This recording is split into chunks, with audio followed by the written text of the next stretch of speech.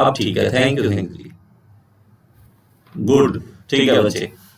तो इंप्रूव करने के लिए क्या डालते हैं जी, improve the surface finish of casting. Surface finish of casting change करनी है हमने, उसकी कास्टिंग जो सरफेस फिनिश जो है बहुत अच्छी होनी चाहिए। तो उसके लिए क्या होगा, ठीक है जी, इसके लिए क्या होगा, तो इसके रेजिन डालते हैं, ऑयल डालते हैं, वुड फ्लोर डालते हैं, या सी कोल डालते हैं। तो हाँ जी जी, टॉम लेक्चर अभी नहीं बच्चे शुरू कर रहा, मैं सिर्फ अभी सोम के लिए शुरू किया, बहुत मुश्किल से किया है ये, तो ये बड़ी मुश्किल से मैंने शुरू किया है। तो इसमें बच्चे हमने सरफेस फिनिश जो इंप्रूव करनी है, इसमें ऑयल्स और रेजिन नहीं डालने हैं बच्चे, नहीं डालने हैं।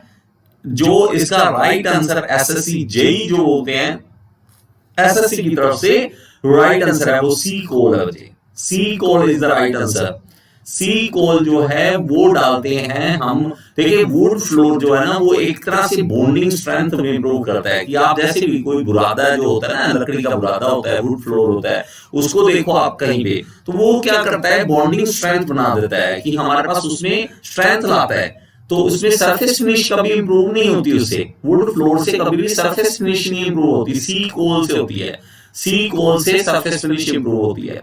ओके जी, नेक्स्ट क्वेश्चन बताएं। Next, the binding material used in cemented tool is, binding material used in cemented tool, तो cemented tools है हमारे पास, तो उसमें हमारे पास कौन सा binding material यूज होता है। वॉइस बफरिंग कर रहा है,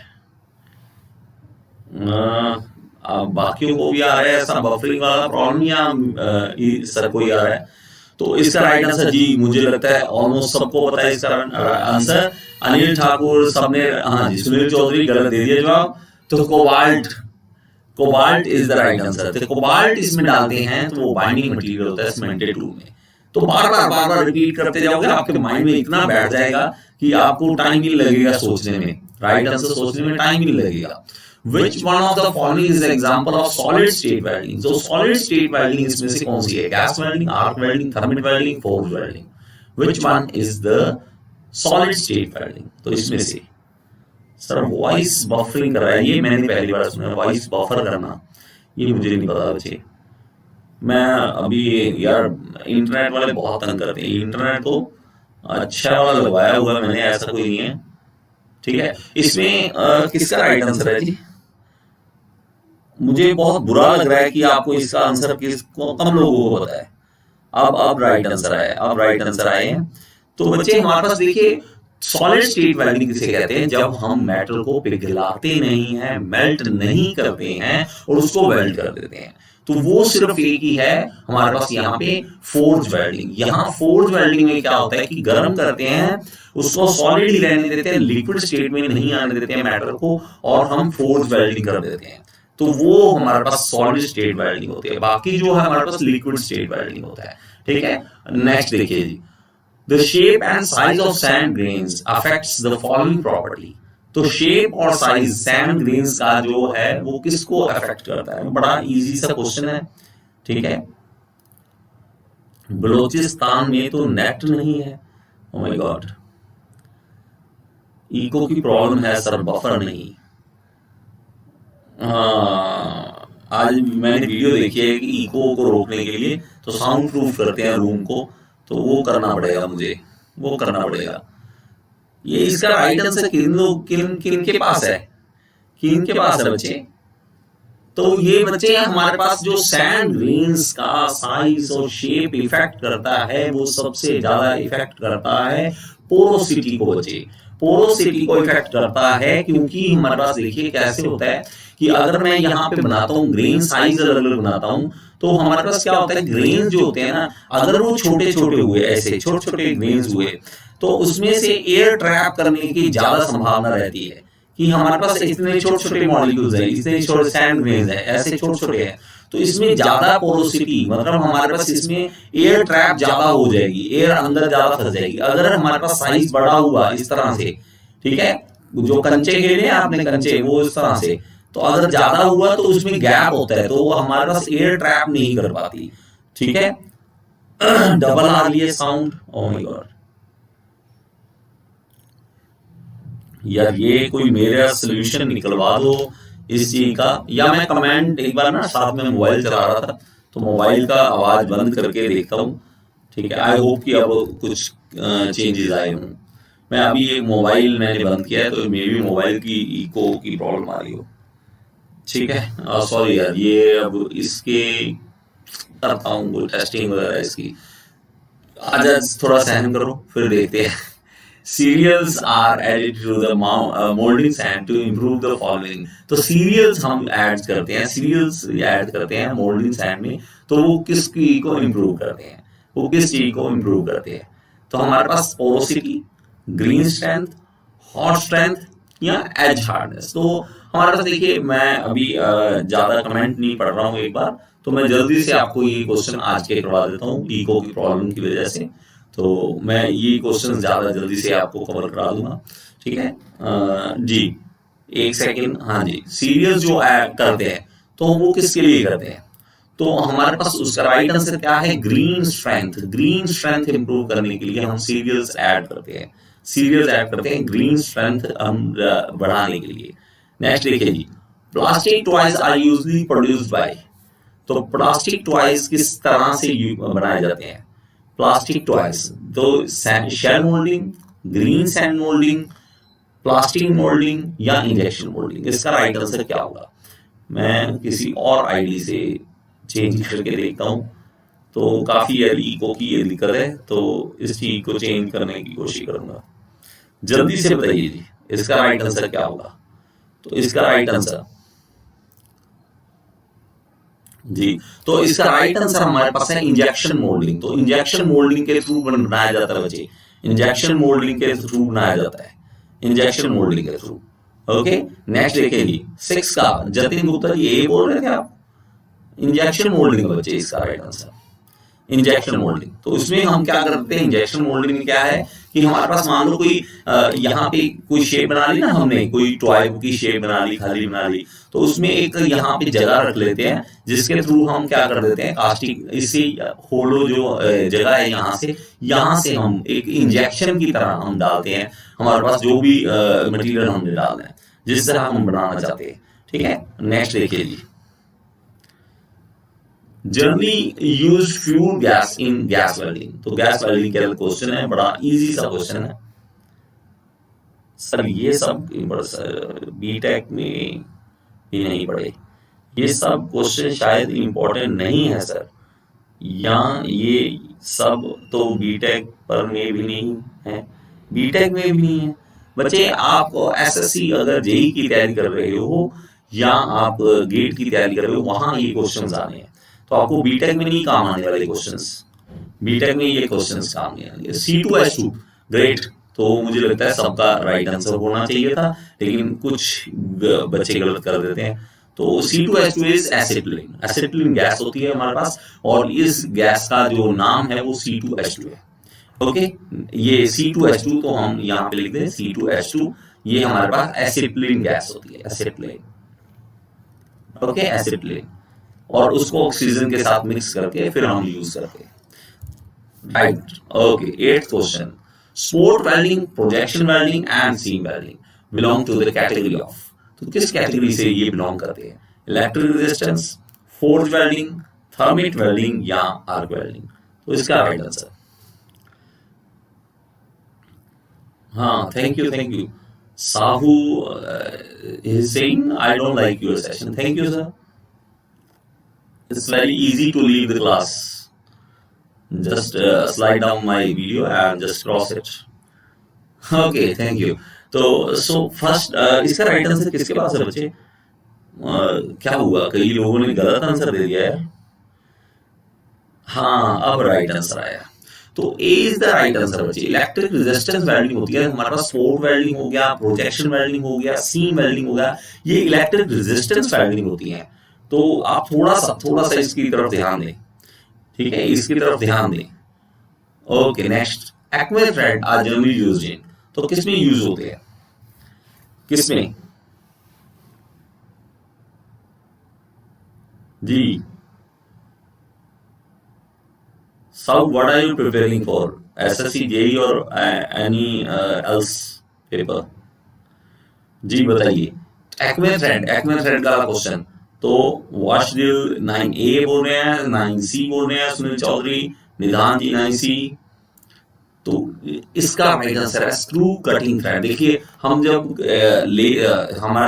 कटिंग करते हैं ना लेथ में, स्क्रू की कटिंग करते हैं, उसमें हम एक्मे थ्रेड का यूज करते हैं, एक्मे थ्रेड का यूज करते हैं। C is the right answer. Next, बहुत जल्दी जल्दी कराऊंगा आज। टेंसाइल, सॉरी गलती से क्लिक हो गया बच्चे, मुझे सॉरी, आपको पहले ही आंसर पता लग गया, तो ये क्लिक हो गया वैसे। Tensile strength of material is obtained by dividing the maximum load during the test by the original cross section area. So you got the right answer. तो पहले ही आपका आ गया राइट आंसर, पहले ही आ चुका आपके पास। तो हमारे पास टेंसाइल स्ट्रेंथ क्या होती है कि हमने मैक्सिमम लोड लेना है और डिवाइड करना है ओरिजिनल क्रॉस सेक्शन एरिया से, डिवाइड करना है उसे। Okay next, angle of we belt. We belt होती है ना हमारे पास, वी बेल्ट कहीं पे देखी होगी आपने, देखी हुई है वी बेल्ट। तो वी बेल्ट उसका एंगल कितना होता है? ये बड़ा इजी सा क्वेश्चन है, लेकिन बहुत कम बार ये रिपीट होता है क्वेश्चन। जैसे आप एग्जाम देखोगे पुराने एसएससी जेईई के, तो बहुत कम लोगों मतलब रिपीट हुआ है ये क्वेश्चन, लेकिन आया हुआ है ये क्वेश्चन। तो इसका राइट आंसर जी, तो इसका ना जो एक रेंज देते हैं, ये एक रेंज कंफ्यूजन वाली आपको हमेशा मिलेगी। इसकी रेंज मिलेगी हमेशा, कभी भी एग्जैक्ट वैल्यू नहीं होती। इसकी एग्जैक्ट वैल्यू आप कभी नहीं बोल सकते कि कितनी है, एग्जैक्ट वैल्यू नहीं होती। आप कहीं पे भी आप देखेंगे तो इसकी वैल्यू जो मिलेगी ना वो 40 से 45 लिखा होगा, तो कभी भी एग्जैक्ट वैल्यू नहीं होती। तो इसके केस में, इस केस में बड़ा ज्यादा बेनिफिट जो देते हैं वो 40 डिग्री को देते हैं, 40 डिग्री को देते हैं। लेकिन अगर वो बनाने वाला, पेपर बनाने वाला थोड़ा सा समझदार है, तो वो क्या करेगा 40 से 50 दे देगा, 40 से 45 दे देगा, तो एक रेंज दे देगा, रेंज दे देगा, उस रेंज के बीच में पूछेगा। तो हमें कई बार रेंज पूछी होती है, तो मोस्टली ये 40 के अराउंड रहेगी, तो आपने 40 के अराउंड वाला आंसर दे देना है। नेक्स्ट देखिए जी, which of the following statement is not true for the coupling. तो ये बड़ा इजी सा क्वेश्चन है, तो जल्दी से बता दें कपलिंग के लिए कौन सा ट्रू नहीं है इसमें से स्टेटमेंट।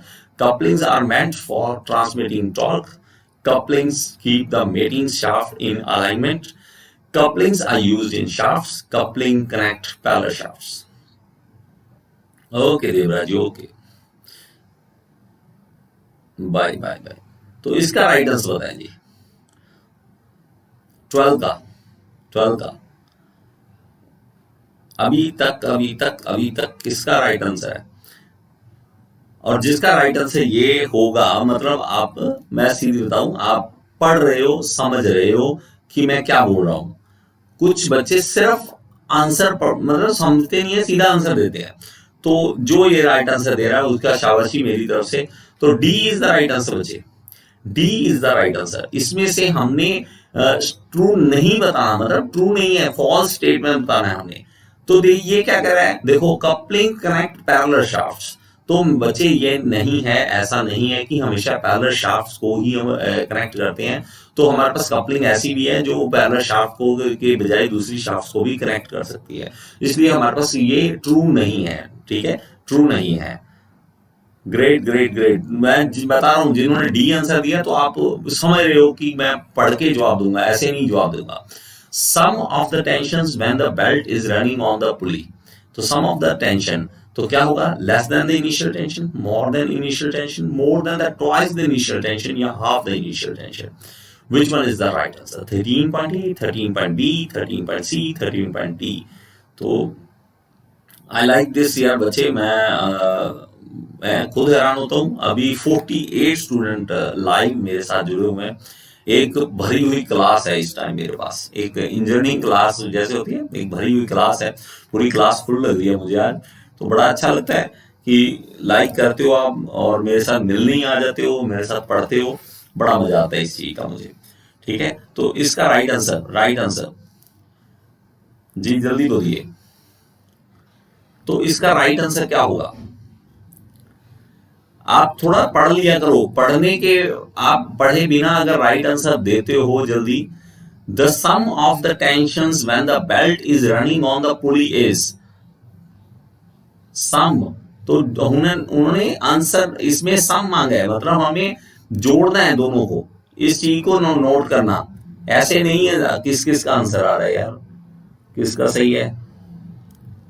तो बच्चे ये हमारे पास क्या होता है जी, बहुत कम लोगों ने यार रिप्लाई दिया इसका सही। क्या बात है, क्या प्रॉब्लम है? तो इसका C is the right answer, C is the right answer. तो हमारे पास इनिशियल टेंशन के डबल से भी ज्यादा हो जाता है, डबल से भी ज्यादा रहता है। सी इज द राइट आंसर। सी, राज जी ने जवाब दिया है, दीपक जी ने जवाब दिया है। ठीक है, ओके। नेक्स्ट बताएंगे, बहुत इजी सा question. A steel bar is fixed at both ends, if the bar is heated it will jewel. तो क्या डेवलप करेगा? अगर हम किसी स्टील बार को बोथ एंड फिक्स कर दें और उसे गर्म करें, तो उससे क्या होगा? और मैं बार बार एक ही बात कहता हूं, अगर आपने मेरी वीडियोस नहीं देखी हैं तो प्लीज पहले वीडियोस देख के ही आप एमसीक्यू करो। आप एमसीक्यू नहीं करते हो, अगर सीधे ही करने लग जाते हो, देखते नहीं हो वीडियो, तो मजा नहीं आएगा आपको। हाँ, थैंक यू निधान पढ़ते रहो बस, और खबर सुनाओ जल्दी से जल्दी कि आपका पेपर क्लियर हो गया।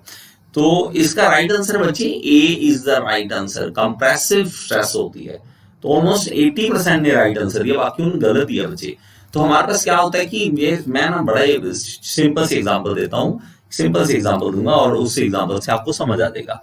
ठीक है, कैसी एग्जांपल? देखो, ये देखना कि एक बच्चा जो अभी मान लो कि 13 साल का 14 साल का है, ठीक है, और वो बढ़ना चाहता है। बढ़ना क्या चाहता है? जाना चाहता है, घर से बाहर जाना चाहता है, घूमना चाहता है। लेकिन एक तरफ मम्मी खड़ी होगी, एक तरफ पापा खड़े होंगे, और वो फैलना चाहता था, बढ़ना चाहता था। गर्मी आ रही है, हीट अप हो रहा है। कहां से गर्मी आ रही है? जवानी की गर्मी आ रही है, और उसको रोक लिया तो वो कंप्रेस हो जाएगा, वो बढ़ना चाहता था, हमने उसे बढ़ने नहीं दिया।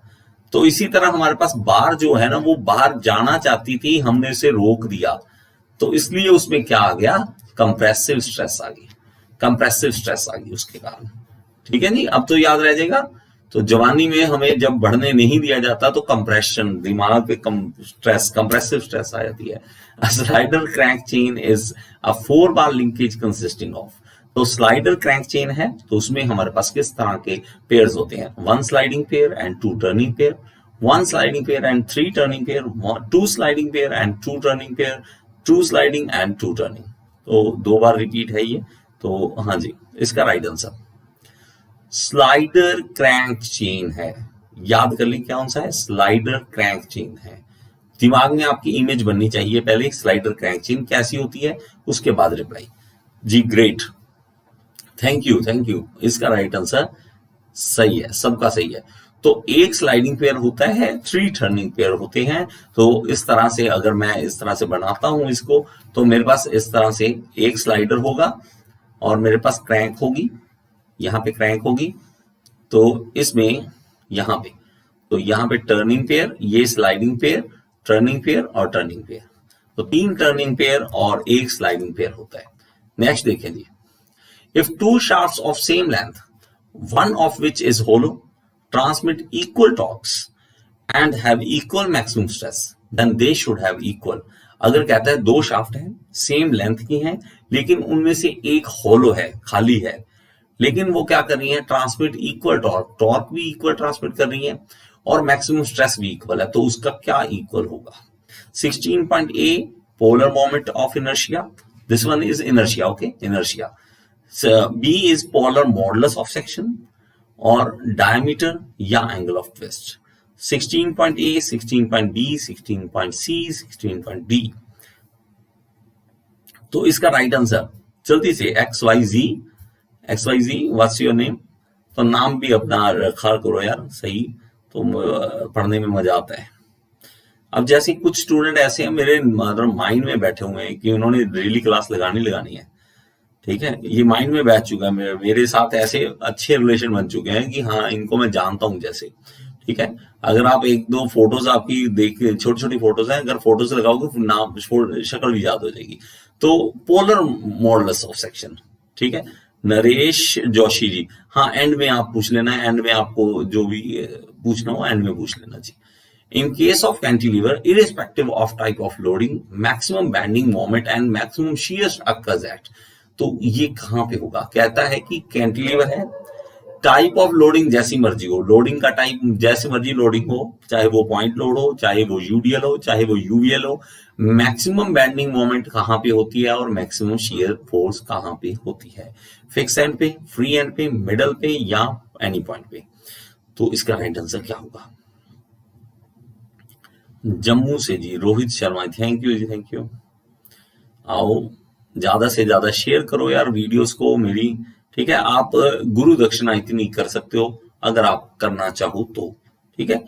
किसी आप बहुत लोगों को सपोर्ट करते होगे, टीचर को सपोर्ट करोगे तो और ज्यादा। हमें क्या चाहिए? हमें एक जोश चाहिए कि मुझे कोई जानता है, ठीक है। अगर ज्यादा से ज्यादा सब्सक्राइबर होता है अच्छा लगता है, तो ज्यादा हो गए तो उससे ये कि टीचर को आप मौका दे रहे हो आगे आने का, ठीक है जी। तो इसका बी मिडल नहीं है बच्चे, फ्री एंड नहीं है, इसका फ्री फिक्स एंड है। आप कुछ नहीं करो, कैंटिलीवर क्या है हमारे पास, आप आम ऐसे खोलो, अभी अभी करके देख लो, चाहे अभी करके देख लो, कुछ नहीं है। आम ऐसे बाहर निकालो, कुछ भी उठाओ, अपने हाथ से उठाओ, ऐसे कर लो। ऐसे करोगे ना तो यहां पे आपके सबसे ज्यादा पेन होगी। आपके पेन कहाँ होगी? आपके पेन कहाँ होगी? आप क्या क्या करो, आप जिम तो जाते हो ना, जिम जाते हो तो वहां पे शोल्डर की आप एक्सरसाइज करते हो ना, शोल्डर की एक्सरसाइज में ऐसे उठाते हो, ऐसे उठाते, आई होप कि कुछ दिख रहा हो आपको कैमरा में। तो आप उठाते हो ना, डंबल उठाते हो, तो यहां सबसे ज्यादा पेन होती है आपके, तो ये पॉइंट होता है। तो फिक्स, ये हमारे पास क्या है, क्या है हमारे पास? कैंटिलीवर। तो ये हमारे पास फिक्स एंड है, यहाँ पे सबसे ज्यादा बेंडिंग मोमेंट और सबसे ज्यादा मैक्सिमम शियर फोर्स होती है यहाँ पे। तो आपने fix and is the right answer. जो ये अगर आप नहीं, फिर से मैं कहता हूं बेटा, मैंने पूरी प्लेलिस्ट बनाई हुई है इसकी प्लेलिस्ट देख लो, आपको कोई आंसर गलत नहीं करोगे कभी भी। नेक्स्ट देखिए जी, a point on a link connecting double slider crank chain traces and क्या फॉलो करता है? अगर मेरे पास क्या है, डबल स्लाइडर है, डबल स्लाइडर क्रैंक चेन है और उसका एक पॉइंट है, एक पॉइंट उसके लिंक पे देख लें, उसको अगर हम फॉलो करते हैं तो क्या बनाएगा वो क्या बनाएगा? 18 point A, 18 point B, 18 point C, 18 point D. तो वो क्या बनाएगा? ये जिन्होंने डबल स्लाइडर मतलब पढ़ा हुआ है थोड़ा सा, वो जल्दी से रिप्लाई दे सकते हैं इसका। तो ये एलिप्टिकल ट्रेमल, जैसे आपने सुना होगा, एलिप्टिकल ट्रेमल नाम कहां से पड़ा? क्योंकि एलिप्टिकल शेप को वो फॉलो कर रहे थे। तो D is the right answer, D. स्वाधीन गलत कर दिया, नहीं स्वाधीन का नहीं गलत, गौरव जी गलत कर दिया ना, गौरव जी ने गलत कर दिया, रोहित आपने भी गलत कर दिया। नेक्स्ट देखें, सेकंड लास्ट क्वेश्चन है, in a tensile test on mild steel specimen, the breaking stress as compared to ultimate tensile stress. अगर हमारे पास टेंसाइल टेस्ट हो रहा है तो उसमें breaking stress as compared to ultimate tensile stress, ये बड़ा ही सिंपल सा क्वेश्चन, बड़ा सिंपल सा क्वेश्चन, ठीक है। आप कई बार ये बोलता हूँ ना मैं, जैसे सिंपल क्वेश्चन या ये एक्चुअली मतलब क्या, बहुत बार रिपीट हुए क्वेश्चन है और ये बड़े बेसिक से डिप्लोमा लेवल के क्वेश्चंस होते हैं, ठीक है जी जी जी। इसका राइट आंसर बताइए जी। तो इसका राइट आंसर है बी बी बी बी। ए नहीं है, जिसने ए राइट आंसर दिया ये गलत है बच्चे, ए नहीं है, प्रिंस कुमार ए नहीं है। तो हमारे पास, अगर आपने नहीं देखा होगा तो इस तरह से आप करते हो ना, देखो हमारे पास स्ट्रेस स्ट्रेन डायग्राम बनता है इस तरह से। तो हम जब देखते हैं तो यहाँ पे अल्टीमेट पॉइंट यहाँ पे होता है, ब्रेकिंग पॉइंट यहाँ पे होता है। तो अल्टीमेट पॉइंट ऊपर है और ये ब्रेकिंग पॉइंट नीचे है, तो हमारे पास less is the right answer. तो बी इज द। सर मैंने ये डिप्लोमा जो किया चंडीगढ़ से किया था। Main criteria for selection of electrode diameter in the arc welding is. तो अगर हमने आर्क वेल्डिंग में इलेक्ट्रोड का डायमीटर देखना है कि किस तरह से हमने कौन से इलेक्ट्रोड ले, कितने डायमीटर की ले, तो वो किस पे डिपेंड करे? Material to be welded, type of welding process, thickness of material या वोल्टेज यूज, किस तरह से जी। फरजंद अगर गलत बोला जाए तो सॉरी यार, आप भी मुझे लगे तो पंजाब से हैं, पंजाबी लिख रहे हैं बीच में, पंजाब से, ओके। तो इसका राइट आंसर सी नहीं है, किसने बोला सी? अच्छा सी, ओके ठीक है। ए किसने ए बोला है? बी। और इसका राइट आंसर हमारे पास है thickness of material, C is the right answer ना। C is the right answer. तो हमारे पास थिकनेस ऑफ मटेरियल कि थिकनेस कितना है मटेरियल का, उस पर डिपेंड करेगा, उस पर डिपेंड करेगा कि हमारे पास जो इलेक्ट्रोड का डायमीटर किस तरह का लेना है। इजी था। तो इको की प्रॉब्लम मैं सॉल्व करने की कोशिश करता हूं बच्चे, जैसे ही सॉल्व होगी कोशिश पूरी कर रहा हूं। तो मैं आपको बता दूं फिर से बार बार एक रिक्वेस्ट आपसे कि gearinstitute.in खोलें और उसमें एमसीक्यू प्रैक्टिस करें। और इसमें मैं आपके लिए एक बहुत ज्यादा मेहनत कर रहा हूं, जो वो ये है कि मैं अपनी वीडियोस को सेग्रीगेट कर रहा हूं अच्छे तरीके से। अब जैसे मैंने आपको बोला ना स्ट्रेंथ ऑफ मटेरियल, तो यहाँ स्ट्रेंथ ऑफ मटेरियल में जाना और एसएफडी बीएमडी खोल लेना और सारी वीडियोस आपको लगातार मिल जाएंगी, सारी वीडियोस आपको मिल जाएंगी। ठीक है। रोहित शर्मा सर, मेरा जेके एसएसबी का जूनियर का पेपर है, मुझे प्रोडक्शन कास्टिंग टफ लग रहा है। देखो अगेन अब ये खोलो बच्चे, देखो वर्कशॉप टेक्नोलॉजी खोलो, कास्टिंग प्रोसेस एंड वेल्डिंग। तो आपने सिर्फ इस पे क्लिक करना है, वेल्डिंग पे, कास्टिंग प्रोसेस पे क्लिक करना है, पूरी आपके पास प्ले लिस्ट ओपन हो जाएगी। ठीक है। How pulley is rolling pair, pulley okay. देखो ये आप देख लेना यार। ठीक है। तो यहाँ पे मेरे पास पूरी प्लेलिस्ट ओपन हो जाएगी, पूरी प्लेलिस्ट ओपन हो जाएगी। ठीक है। तो हमारे पास इसका डाउट है पुली इज रोलिंग पेयर। तो रोलिंग बच्चे, रोल क्या करना है, मतलब हमारे पास रोलिंग, वो रोल हमारे पास करता है ना जब, तो इस रोलिंग पेयर से आप क्या समझते हैं, आप क्या समझते हैं? तो इसमें मैं कोशिश करता हूं यार, ये मैं बना ही दूंगा। ठीक है, मैं बना दूंगा, इस पे वीडियो ही बना दूंगा आपके लिए अलग से। मौसम ठीक है सर, यहाँ का मौसम ठीक है, टेम्परेचर ज्यादा नहीं है, बहुत ज्यादा नहीं है, ठीक है, मतलब गर्मी भी है लेकिन बारिश पड़ जाती है। Okay, thank you so much. मैं बहुत ज्यादा बातें करने में विश्वास नहीं करता हूँ, आपका टाइम वेस्ट ना करूं। नेक्स्ट लेक्चर ढूंढिए और जो भी हैं आपके टीचर उसके साथ क्लास लेंगे, लेकिन छोड़ो मत किसी भी क्लास को। अनअकैडमी में भी और बाकी भी प्लेटफॉर्म बहुत सारे हैं, तो इतने प्लेटफॉर्म हैं, उतने टीचर हैं, सबसे पढ़ो, कुछ मत छोड़ो। एक बार जान लगा दो, उसके बाद देखी जाएगी जो होना होना है। ठीक है, एक बार जान लगा दो, अपनी जितनी दम है सारा दम लगा दो, कभी मत छोड़ो कि अब सो जाए। ठीक है। गियर आपने क्या करना है सर, gearinstitute.in लिख देना बस, गियर इंस्टीट्यूट, क्योंकि इंडिया है ना, तो हमने क्या कर देना है, gearinstitute.in सर्च करना है बस, ऐसे सर्च करना है, गियर इंस्टीट्यूट अकेला मत करना, तो gearinstitute.in कर देना बस। ओके जी, thank you so much, good night.